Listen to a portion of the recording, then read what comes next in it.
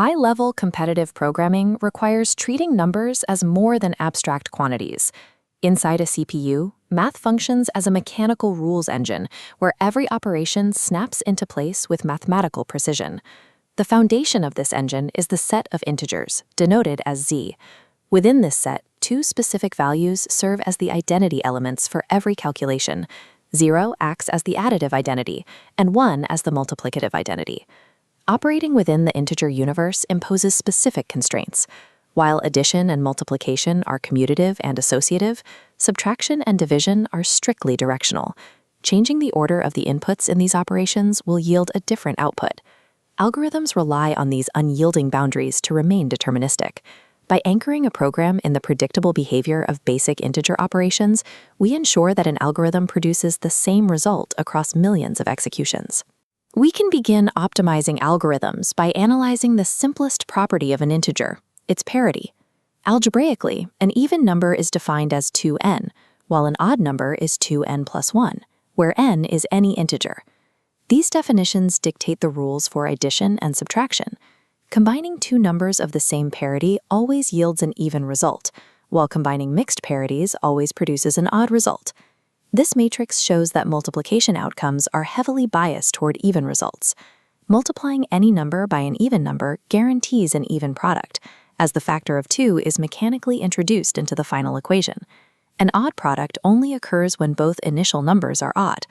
Expanding the expression 2n plus 1 times 2m plus 1 leaves an isolated plus 1 at the end of the product, ensuring it cannot be divided by 2.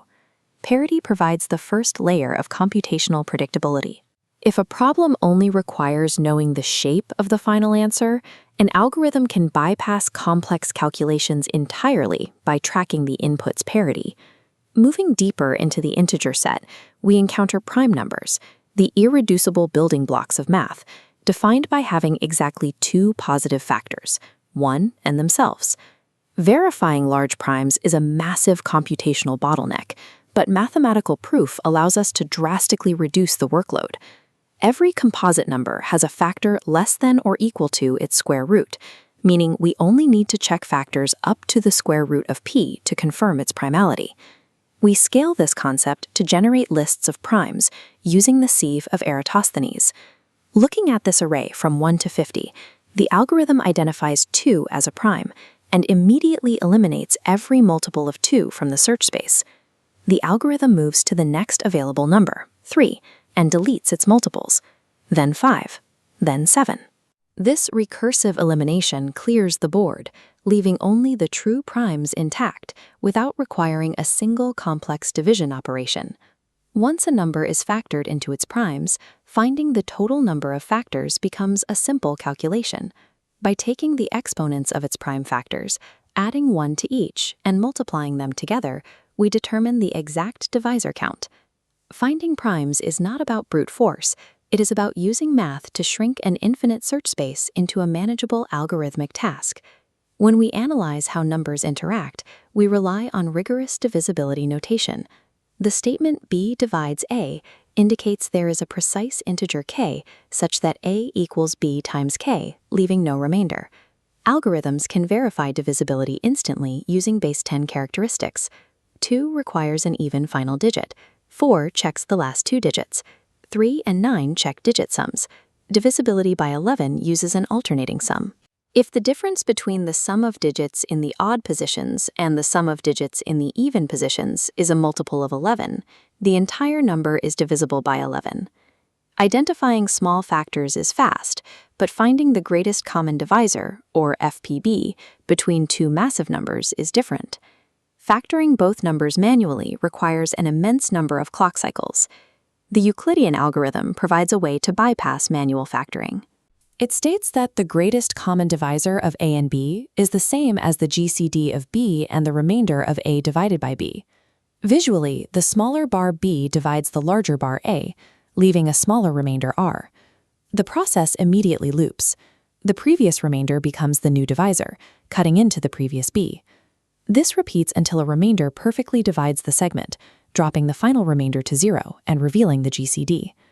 By continuously reducing the problem size through remainders, the Euclidean algorithm calculates the GCD in logarithmic time, sidestepping the need for full prime factorization.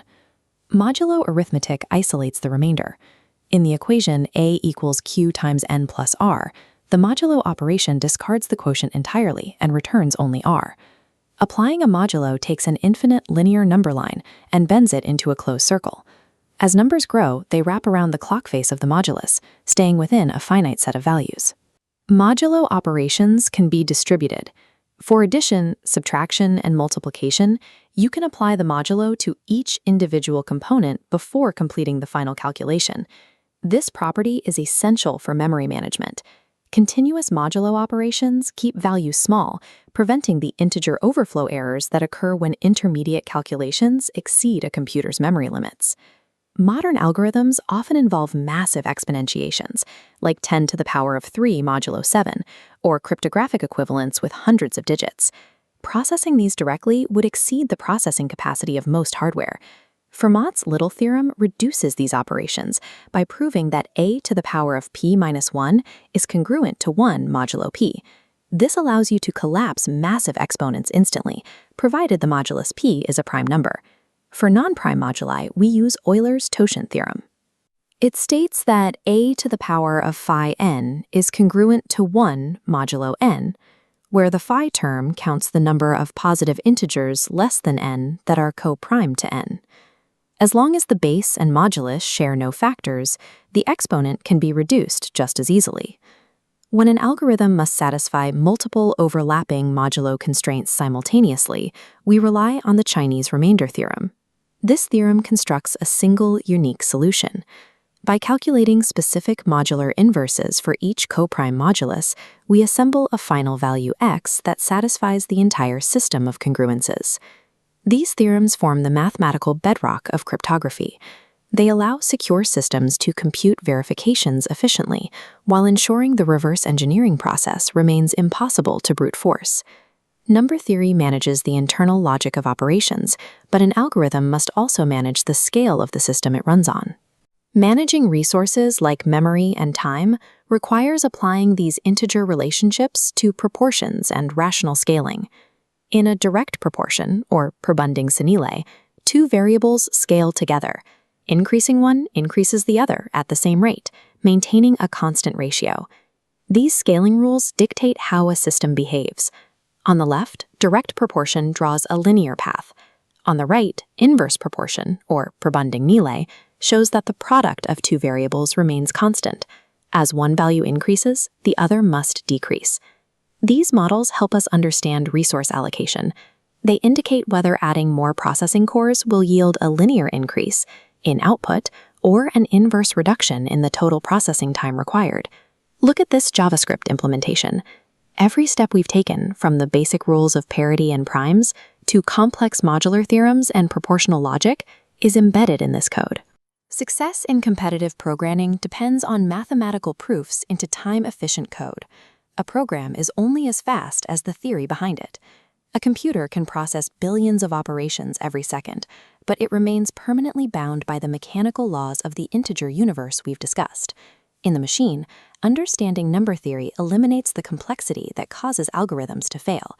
It is the only way to make the theoretically impossible executable.